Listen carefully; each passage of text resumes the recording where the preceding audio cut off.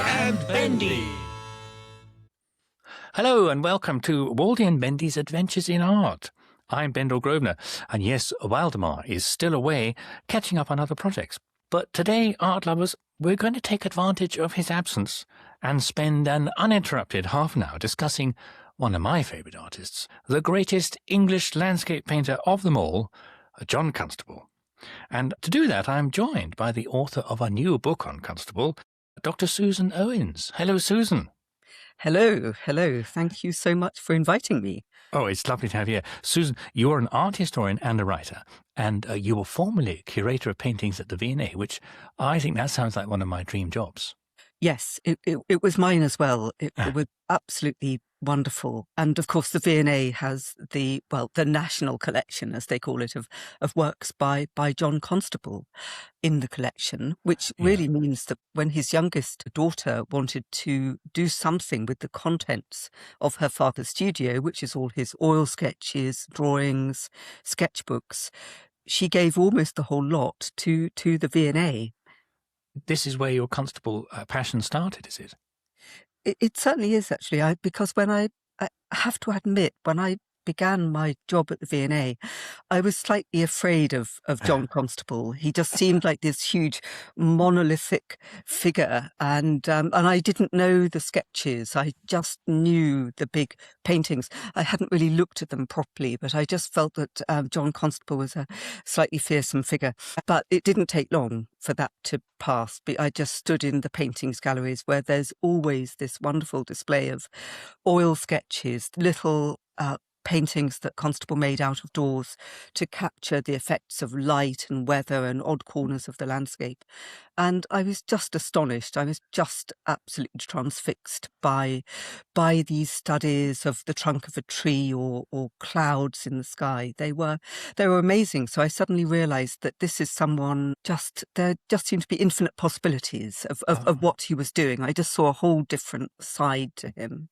Yeah, okay. Interesting. We'll come back to that because you highlight one of the perhaps problems of Constable's legacy is that sometimes we feel there are two sides of him, don't we? There's the kind of, dare I say it, the chocolate boxy stuff, the finished big pictures, and then we go underneath the hood, and then there's all those wonderful sketches you described, and they often reveal a different artist and a different way of working, but we'll come back to that. I should just quickly say, here is your book. It's called Constable's Year, and it is out now, isn't it? Is that right?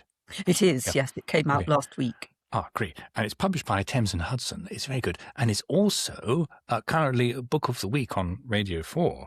I think we'll come on to your book and what it's all about in just a moment. But shall we start with a little bit of a tabloidy introduction? I take it you've been to the new show at Tate, Turner and Constable? I have. Yeah. And who do you think came out on top?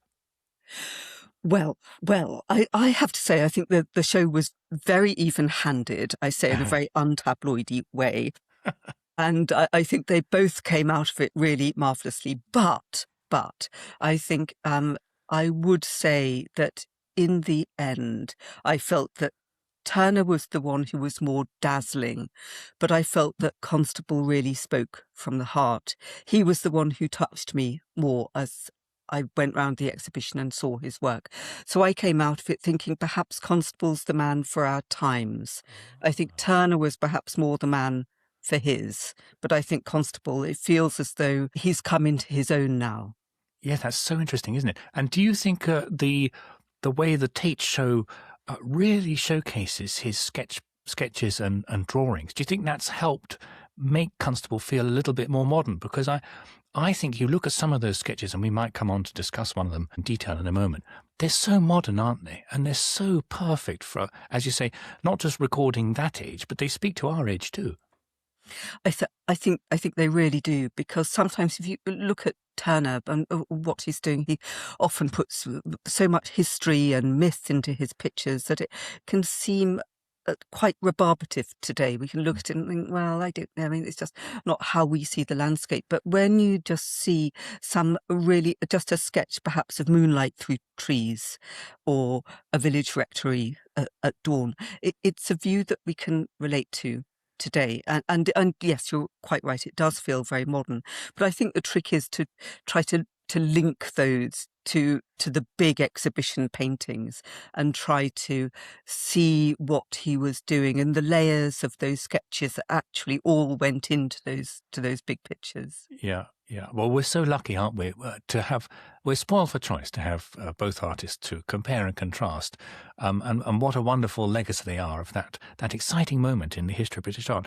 But I think I come back often to that phrase of Lucian Freud's, who, just as it becomes absolutely captivated by what he calls Constable's truth-telling about the land, and that for Freud is what gives Constable the slight edge over Turner. I think that's right, and I think maybe that's really at the heart of why Constable has so much to say to us, because Constable, from that moment, there's a moment in 1802, you've written about it as well, that where he just has this moment of revelation, and he says, "I've been seeking the truth at second hand," by which he means I've been looking too much at other landscape paintings, and I haven't been looking enough at nature, and this is what I'm going to do from now on. And he doesn't always succeed because he's deeply imbued in love of the old masters, so you can see their influences as he goes on, but he tries so determinedly and so doggedly to paint what he sees and draw and paint what he sees in front of his eyes. So really the English landscape, the natural world, as it actually looks under English skies.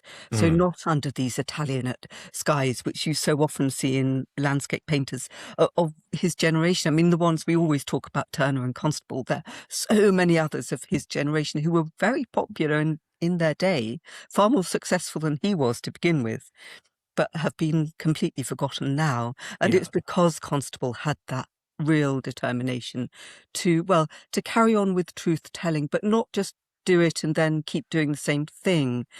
He kept on finding new ways of doing it, and that again is at the heart of what makes him great.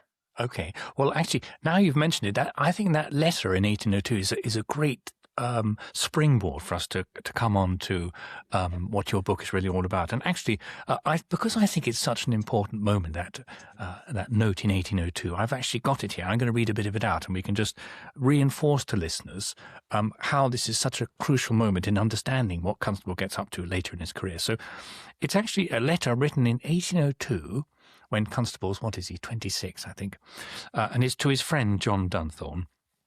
And he says that for the last 2 years, I've been running after pictures and seeking the truth at second hand. I have not endeavoured to represent nature with the same elevation of mind with which I set out, but have rather tried to make my performances look like the work of other men.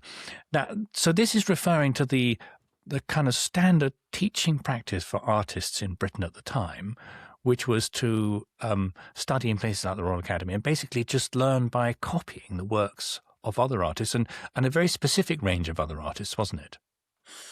Yes, it was. Well, Claude is the artist who was the great exemplar that had an incalculable influence over British art and collectors as well. I think it's been worked out that pretty much every single painting by Claude has been in a British collection at some point in its existence, which is absolutely staggering. But he just had this huge influence over artists who loved the way Claude had of framing a view with lofty trees or with great crags of rocks and guiding the eye through into a distant landscape. And it's almost always bathed in this beautiful, honeyed, late afternoon light. Yes. Absolutely beautiful. You can see exactly why artists found it so seductive.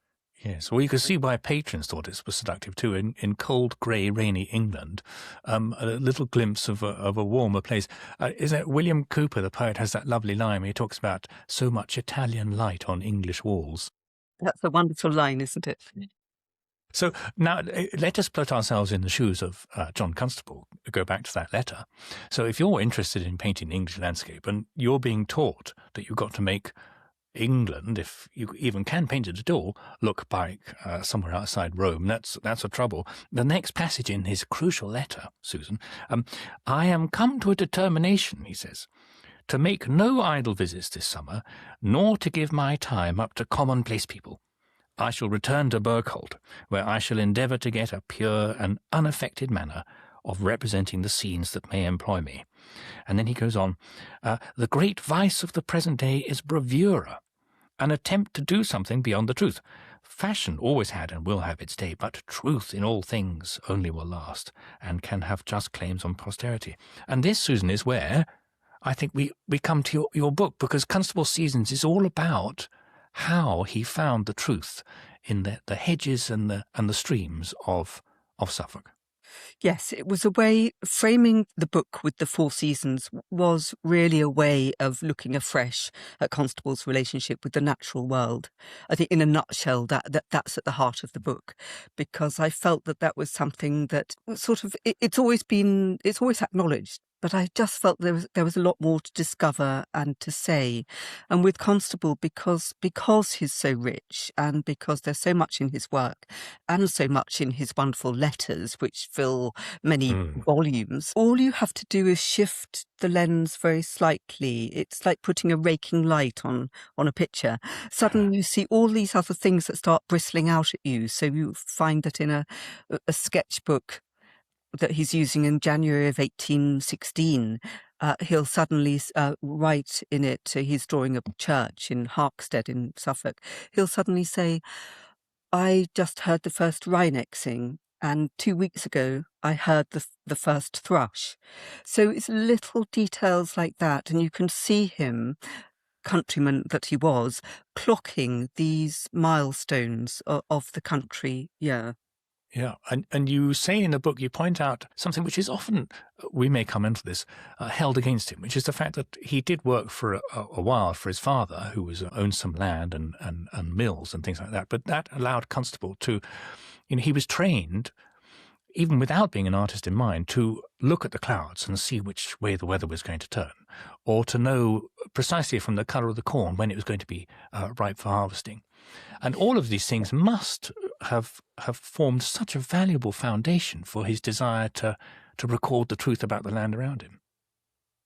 Yes, he was so deeply involved in that world, and he must have grown up with conversations daily about the strength of the wind. The family must have all gone out and looked at the sky every morning, because they had this windmill, they had water mills. They needed to know what the weather was doing every single day. And of course, Constable worked for his father for some years. So he says later it was for about a year, but I suspect that actually he was pressed into service much more than that, because Golding, Constable, his father, doesn't seem like the kind of man who would have allowed this rather strong, strapping young lad to be hanging around at home without being given some tasks to do. But he worked in a windmill. He worked a windmill for a whole year. Yeah. So he was 22 by the time he went off to the Royal Academy to study. And I think that's long enough for the whole experience of working with the land, and not just, over that time, of course, he was out there with his sketchbook and his watercolours, and he was making studies and trying to lay the foundations to become an artist. But actually the day-to-day job was being out there, overseeing cargoes being loaded onto barges. And so he would have absorbed how it felt, the landscape in all the seasons, not just how beautiful it was on a summer's day, as so many of his contemporary landscape painters would have known it on an annual sketching tour. Constable would have known it in January, February, what it felt like to be slapped in the face by a shower of sleet when you opened the door, all of those things. So I think that all of those things with Constable, it gets channeled into his pictures. Yeah. And one of the lovely things about your book, and just reading about Constable's explorations of the rhythms of the seasons, you get a sense of how important time was for him. It's often, again, held against him that he was not really interested in travelling, and in fact never left England. But he had to spend that time immersed in one quite specific part of the country to absorb it all, in order to make recording it seem almost effortless and like it didn't take time. Yes, I think he loved it so much and he saw so many different angles and aspects of it at different times of year and different weathers. He just wanted to keep on going into that and finding more and more. He didn't want novelty. He even Yeah. joked about it, and he said to his fiancée Maria at one point, "You will laugh when I tell you I found another subject at Yeah. Flatford Mill," which is, the place for him where he always went, and so many of his major pictures are based down there. But I think that's what we can admire about him, that he did keep going back to the same place and finding more and more to discover. He didn't just pack up his sketchbooks and move on to the next Yeah. rather spectacular place. He knew Yeah. the places he was painting weren't spectacular, but they were places for which he had enormous affection. And I think for him that was very important too. And it's a bit of a link with Wordsworth, actually, with Wordsworth's idea of the country, the landscape being deeply imbued with personal associations and Mm. affection and love, quite apart from it being a spectacular scene. Okay, good. I do want to talk about poetry later, actually, but I wonder if now, since you mentioned Flatford, another subject there, is now a good time. Should we look in particular at one of his lovely big pictures of a scene like that? Mm. And you've mentioned one to me before we started recording, Susan, Flatford Mill on a navigable river, painted around 1816. It's in the Tate. And I have to say, it's one of my favourite constables, actually. It's one of those ones which, this might sound a little bit strange to you and to listeners, but when I see a really, really good landscape painting, often the first sense I experience is oral, or should I say aural, in my ears. I feel I can hear it. And in this landscape, I see those clouds scudding across the sky, and the trees are just ever so slightly moving, and I feel I can hear the wind. Is that a Mm. mad? Do you ever hear Constable's pictures? No, I do as well. I think, but I think that comes from that deep immersion in place that Yeah. Constable had, and he would have felt that. I'm sure he would have thought about those things as he was painting it. Yeah. So, what in particular should we be noticing about this picture of Flatford Mill that chimes with your thesis in your book? Well, one of the interesting things about it is that it was actually made in what was known as the year without summer. This was Mhm. 1816, the year after the eruption of Mount Tambora in Indonesia, Ooh. which had a terrible effect on the world's climate. It took a long time for the dust and fragments in the air to get round to the Western Hemisphere, Mhm. but when it did, it had an incredibly bad effect on climate, on crops in Europe, in Britain. And on the 5th of September, his fiancée Maria writes to him and says, "You must find it very cold being outside at this time of year." Mhm. And it was the 5th of September. It should have been absolutely fine, but it was Yeah. because that there was something wrong with the climate that year. And Uh-huh. also you can see, I think, in the field on the right-hand side, there's hay which has been mown and is Yeah. ready to be collected, and that should have been done. That would normally have been done weeks before, but it's Ah, still there. yes, absolutely. We can see a little person. He's scything. He's got a scythe over his shoulder, isn't he? He's walking away from the stooks of hay in the Yes. background there. Yes, but this is notwithstanding that little climactic note. This is still one of those wonderful constables that just sings to us today. And there's a lot of activity, isn't there, with someone on the barge heaving at a barge pole to try and get the barge in the right place. And so we've got everything here. We've got wind, water, light, and activity. It's really gives you everything you want in a constable.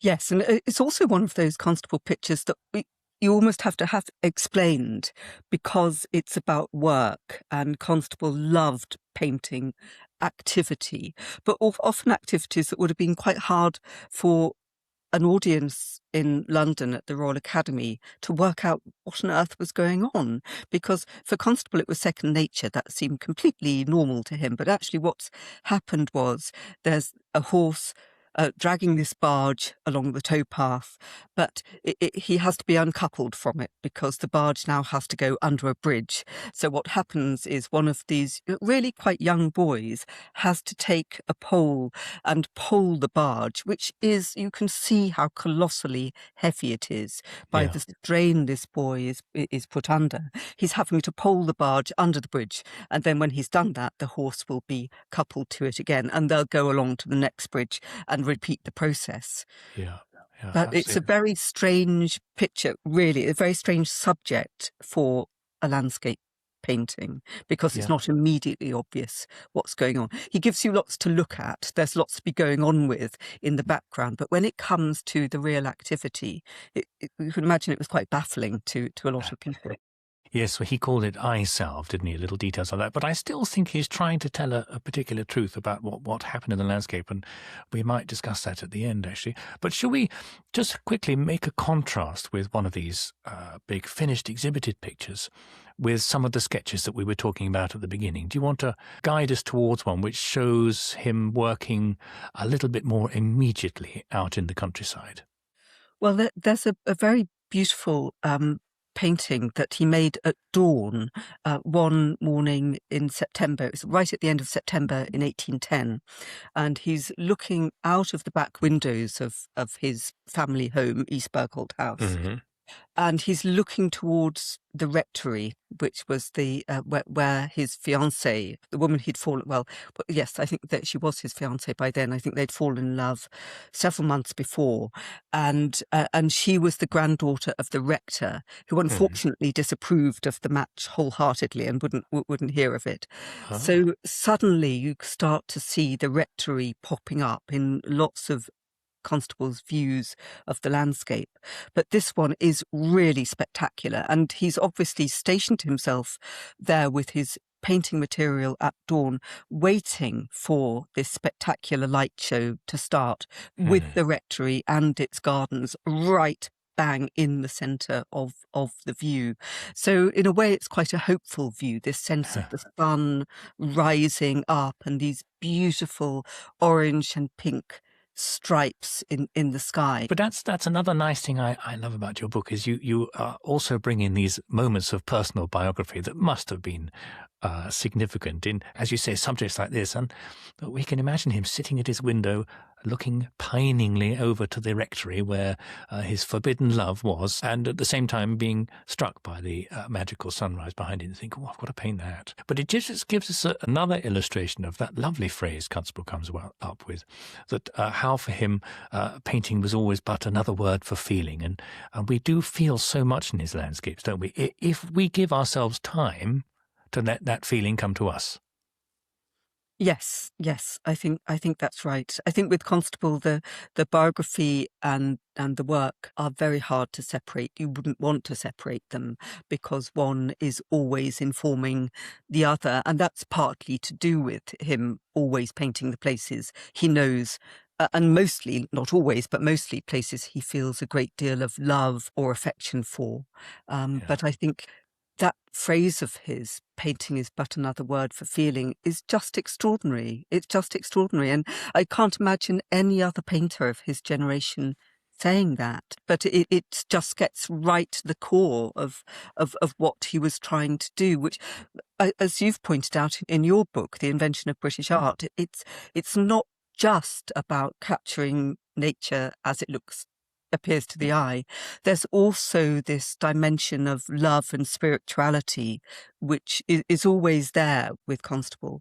It might not be visible to the naked eye, but you know it's there underneath it. Yeah, no, I love to wave the flag for that spiritual side of Constable because I think it has been neglected, not by you but by other scholars in the past. It's almost as if we're a little bit frightened in our more agnostic age to think of Constable and his audience, in fact, as being far more deeply religious than we can really understand now, and that it was almost like sort of breathing to them. It just came naturally, and Constable, I think, was determined to record not just the truth about nature, but the truth about what he felt made that nature. Is now a good time actually to talk about, perhaps we can link into that with Constable's love of poetry, because that's something you stress, I think, so rightly in the book. He loved a poem, and he was always sticking bits of poetry next to the pictures when he exhibited them, wasn't he? He was. He was. Where he loved. Cooper was one of his favourite poets, and William Cooper is. Well, you can see why, because actually Cooper and Constable are in some ways cut from the same cloth, because Cooper wrote this wonderful poem called The Task. It was called The Task because he was more or less sort of asked to write it by a friend of his. But it ended up being about lots of things. But one of the things is about what it was like to go for a walk, and not a spectacular walk. It was just the walk around Olney in Buckinghamshire where he happened to live. And it was the walk he did every day. He did the same walk every day. Cooper hated going anywhere else. So if he was more stay at home than Constable was himself. And Constable quotes Cooper, and he loves Cooper, and he's delighted when his fiancée Maria says that she loves Cooper too. But it's just this idea of looking at the same place, but noticing things, noticing how it smells, how it feels underfoot, how it looks at different times of year. Yeah, and there's that lovely line in Cooper's The Task, which I now can't remember off the top of my head, but where he talks about having a sense when he's on his walk of basically God, the creator, being walking arm in arm with him. And his observations of the landscape, I think very much like Constable's actually, have that sense of, I'm wondering who's made that beautiful hedge over there and what that speaks to in the bigger picture. Yes, and every single year, because Constable loved spring above all seasons, and every single year he goes on in his letters about just how beautiful it is, all the blossoming and the bird song and so on. But then at one point he actually writes to Maria, by then his wife, I think, and he says, and I think he's even quoting Wordsworth, as well as the Bible, but he says, "It makes me think that when I look at the hedgerows, that phrase, 'I am the resurrection and the life,' seems just about true to me." Yeah. And Constable doesn't say very much about religion, or about that kind of spirituality. But then again, why would he? It was a medium in which he sort of moved. It's only very rarely. So as you pointed out, it is quite easy to forget that was a part of how he saw the world. But just every now and then he'll say something very explicit like that. And I love the fact that you mentioned Wordsworth, but I'm so glad also you mentioned The Seasons, a poet we've sort of forgotten about today, James Thomson, who wrote this poem called The Seasons, which is about all the sort of things we've been discussing, the rhythms of nature and the great creator behind it all. And this went through, you say in the book, 400 editions in the 18th century. So Yeah. it was like the number one poem of its day. So of course Constable would have loved that. Yes, he did. And it's funny because it was almost as though Thomson picked up on this love of the natural cycle that we always had in the medieval period with the labours of the months, Yeah. which were constantly being Yeah. reiterated in different formats, Yeah. whether it was in stained glass or on calendars or whatever it was. But everyone would have been aware of this sort of gently ticking through what happened in every month at each time of year with the agricultural year. And then, of course, that sort of went out of fashion. And it was almost as though Thomson in the early 18th century just picked it up again, but refashioned it for a new, much more sophisticated, educated audience. And so in his poem, you get lots of kind of gods and goddesses and muses and so on. But ultimately, it is also a great nature poem, and it's about what it feels like to feel the winter winds and what it feels like to look at a wonderful view in June. And it just struck this extraordinary chord until the 19th century, when it quite suddenly just dropped. I think Tennyson said he hated it like poison. And after that, it never really recovered. But Constable, of course, loved it because it spoke to him, and it was something that he could use. He could attach his poetry to and make sense of it, use it to describe. Even though actually when he does attach a bit of poetry to a painting like the cornfield, it's not necessarily an exact bit that's telling you exactly what's going on in the picture. It's always rather elusive. Yeah. Yeah, we forget how often actually artists exhibiting the Royal Academy would stick a bit of poetry next to the picture, kind of, this is what it's all about. And then, bless us, we art historians spend ages and ages trying to work out what the painting was all about, when actually the artist had stuck some piece of paper right beside the picture, and we just have to find it. Let's read the poem. Yeah, just read the poem. Shall we end with a little discussion, Susan, on the kind of afterlife of Constable, and one aspect of it in particular, which I think for some reason really gets my goat.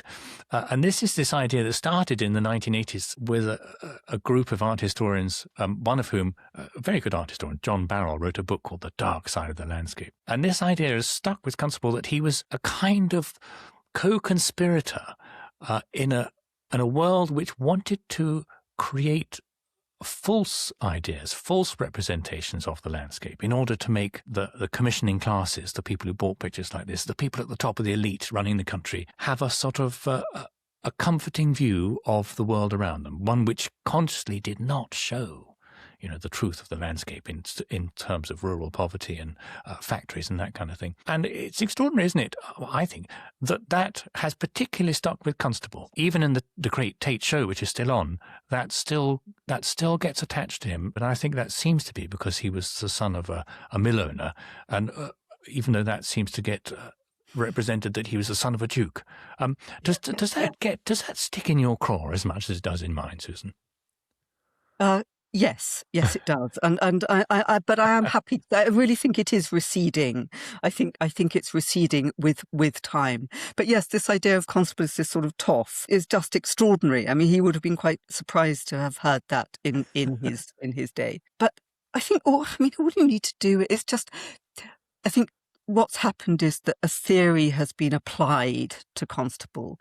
But if you try to look at him sensitively, look at his drawings, look at his letters, really read his letters, a completely other kind of picture emerges of someone who was really deeply meshed into the local community, his local society, and the people who are actually doing the work in the fields. Okay, he's back there sort of sketching, he's not mucking in and helping, but they would have been people he knew. They were his neighbours in East Bergholt and Flatford, all the people who'd been cutting the corn at harvest time, so that they weren't just this faceless mass. And I think actually we were going to talk, weren't we, about that, this one really marvellous painting of work, because I think that Constable paints work all the time, and that's what he loves doing. He's fascinated. Yeah. So there's this one point in 1814 where he's actually commissioned to paint a landscape, which was fairly unusual for Constable, and it's the local squire at Old Hall in East Bergholt. He gets Constable a commission to paint this beautiful view from the edge of his park over Dedham Vale as a wedding present for his daughter Philadelphia, who's getting married later that year. And I don't know, it's hard to know how the painting came about. This is a picture in the Tate exhibition at the moment, and it's called something like A View of Dedham Village and Church. But actually what's in the picture dominating it is a gigantic dunghill. I mean, the biggest dunghill you have ever seen in your life. It's obviously been built there by the farm labourers over the summer. Maybe no one sort of spotted it, but it's brilliant. It's a brilliant dunghill. It's very brown, and you can tell it smells. Yeah. And just beside it, we see a cart which is unloading or being loaded with some of this dung, and two people shoveling the shit. And one of them has got his coat sort of thrown on the floor. And as you say, this is a strange thing for a wedding gift. And I wonder if Constable was making a point.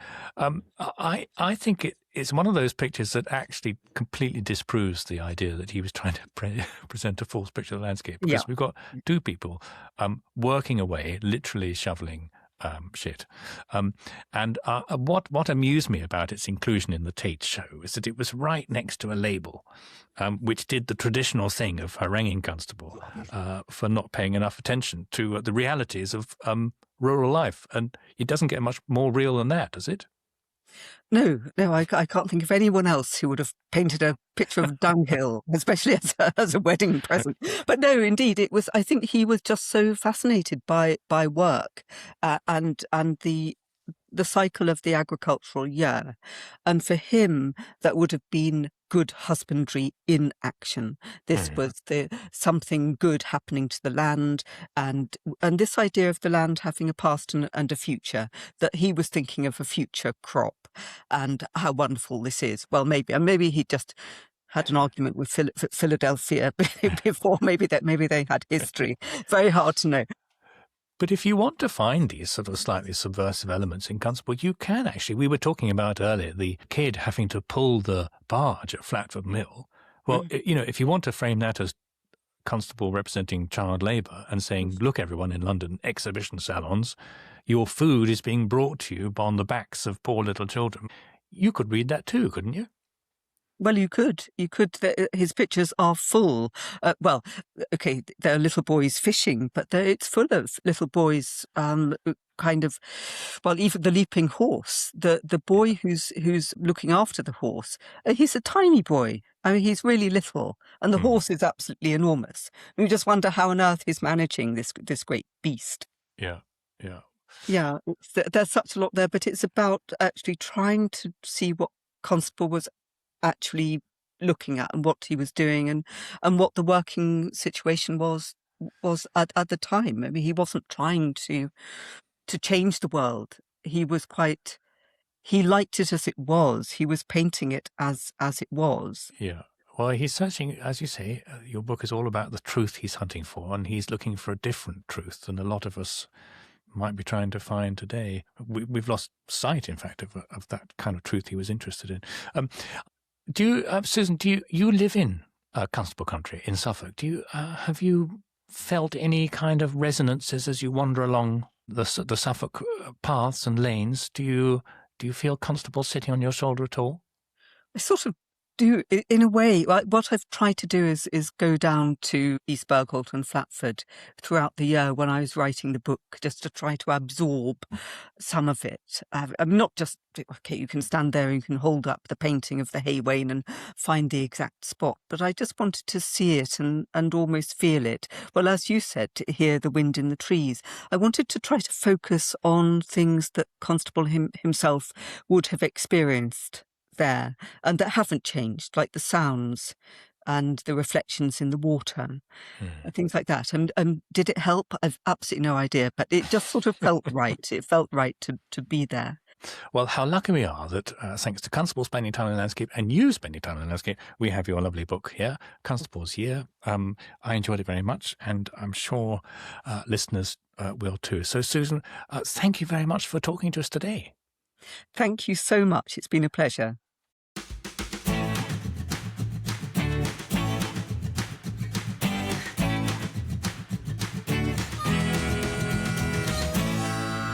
Baldy and Bendy.